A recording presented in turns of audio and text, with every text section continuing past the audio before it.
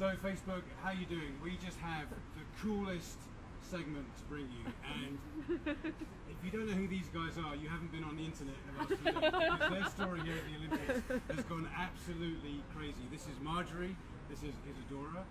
Isadora plays rugby sevens for Brazil. Yes. Marjorie was working for the Olympic Committee at the stadium. Still working, yes. And now they're getting married. So this is just awesome, and this is a story that's got a lot of people very excited. And we want you to enjoy our conversation here, and please get involved and send us any questions you have. The ladies would love to answer them. So congratulations, guys. Thank you. How did this happen? I guess Marjorie, you know more about it, right? Yes, probably I do. So I'm competition services manager for the stadium, and I knew Izzy was going there to play, and our story is basically very linked to the Olympic Games. So I said I have to do this link to the Olympic Games in some way. And then I involved basically everyone in the venue to help me out with this. Keep it a secret, even letting like so many people know, and it worked out fine. Players get nervous before games, right? So I can only imagine how you felt. When did you first kind of get an idea of what was happening? Well, only when she had a microphone in her hand and started asking serious questions. In front of a stadium? In front of the stadium, but someone told me I had to stick around for an interview after the medal ceremony. And I was trying to, get things moving along because I was hungry, as athletes usually are. I told my team that they didn't have to wait up for me. I would hop in the bus with another team heading back to the villa. But then she started talking, and suddenly my team had moved away from me and I was alone. This was not planned. It was like really well choreographed, apparently. So the team knew what was happening? Yeah. Half of them knew, but they didn't know exactly what was going on. They just went there, and then I started talking, and literally I said, I have one very important question to ask. They all took like 3 steps back, and she was alone.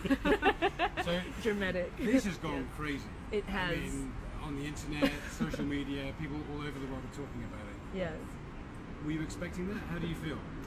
I wasn't expecting this to be really big. I thought this would be a great message to be delivered at the venue level and just for, rugby players, everyone who was just around us. But then it happened, Right. and now everyone's talking about it. But I think it's a positive message that's been going out, so I'm really happy about this. Yes. You said yes straight away, right? I had started answering the question before she actually asked it. But yeah, I said yes, and then my team cheered, and everyone was screaming yes. Did you see it? I mean, you probably didn't see it coming in this particular way, but had you discussed this? Did you know that this was something you were wanting to do? So we had started to talk kind of generally what our plans would be after the Olympics, because we don't know what structure the women's sevens program in Brazil is going to take after the games. We did qualify for the World Series, the World Rugby Women's Sevens Series, which guarantees us 5 or 6 tournaments, international tournaments, with the best 12 teams in the world. So qualifying for that guarantees us these international competitions, but we don't really know what our training schedule will look like. And then Marjorie's contract with the IOC ends after the Paralympics. So we had started to talk about what we wanted for both of us after the games, and we started to make some general plans, and we knew that we didn't want to be one without the other, but a proposal in the stadium was not one of the things we talked about. No, that would have spoiled it if she knew. Exactly. The reaction's been massive. Question from Facebook about that.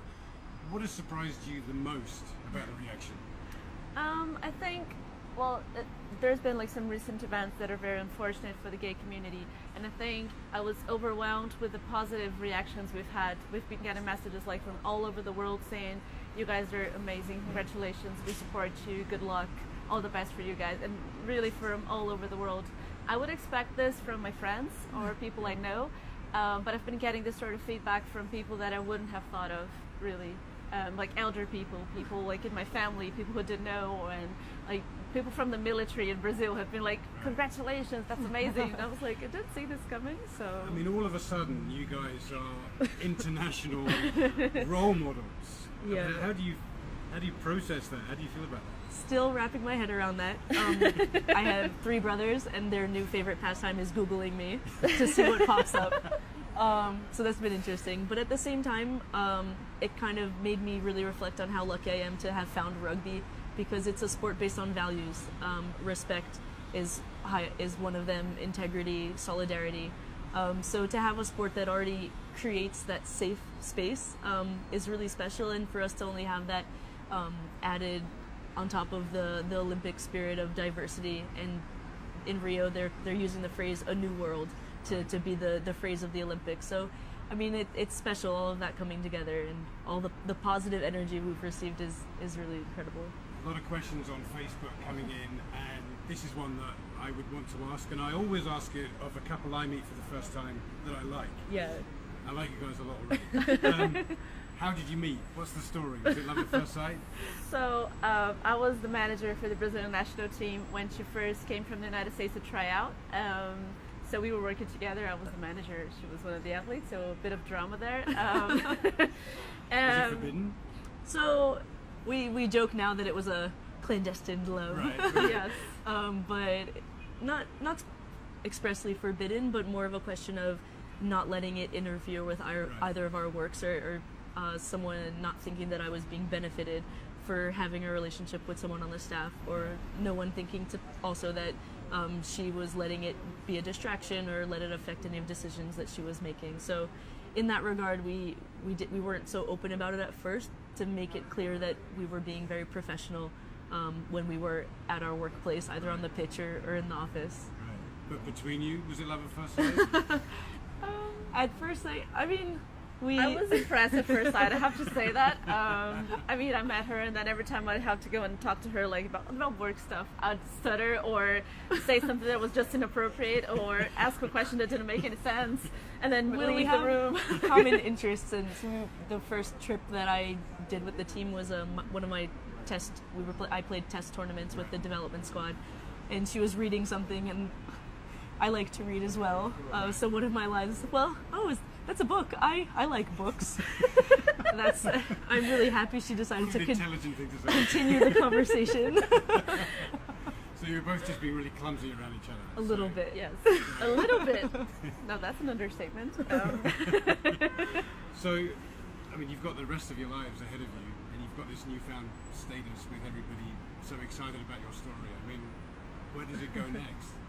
I think about people feeling like really excited about the story. I think, at least for me, one of the big things is that we're just an ordinary couple.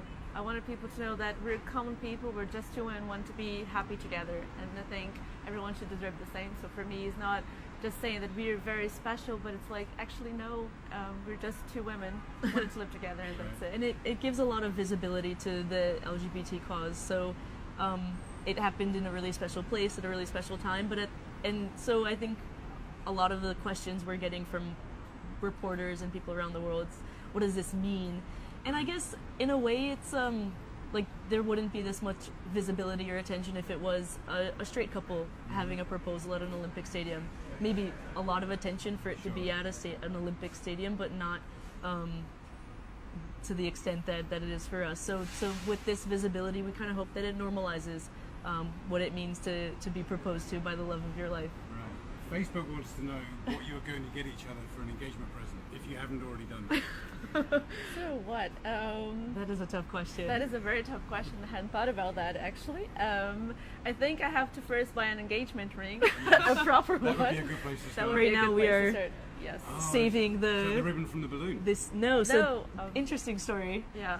Fitting that my engagement ribbon comes from Charlotte Caslick, one of the stars of the Australian women's rugby team, that first gold medalists for rugby in the Olympics. Yeah. So it fell out of her hair as she was giving an interview, and as Marjorie was coming onto the pitch, I was like, I don't have a ring. nervous I that do not have a ring. And then I grabbed it. I was like, really, this must be something sent from. So I would like to formally thank Charlotte Caslick Have you for. spoken to Charlotte? I haven't. So I'll be sure to send her a thank you note, because it's kind of fitting, like kind of full circle with rugby, that my engagement ring should be something so special from the rugby pitch. But what about my present?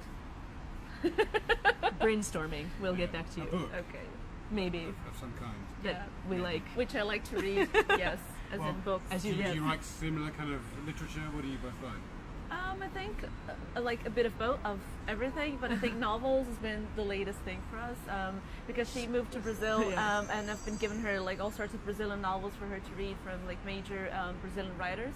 and she does the same with books from like written in English and stuff. So yeah. So this is a really important question because I know we've got people interested in your story, excited, inspired by your story. What is your message to people who are afraid to come out? So, I mean, the big thing is feeling safe and feeling secure and being proud of who you are. It's a big deal. I know that we're privileged to have families that embrace us and have been supportive 100% of the way, and to also have a group of friends that do the same, and much bigger in the rugby community, to be embraced by that sort of tolerance and acceptance. So the biggest thing is finding that space.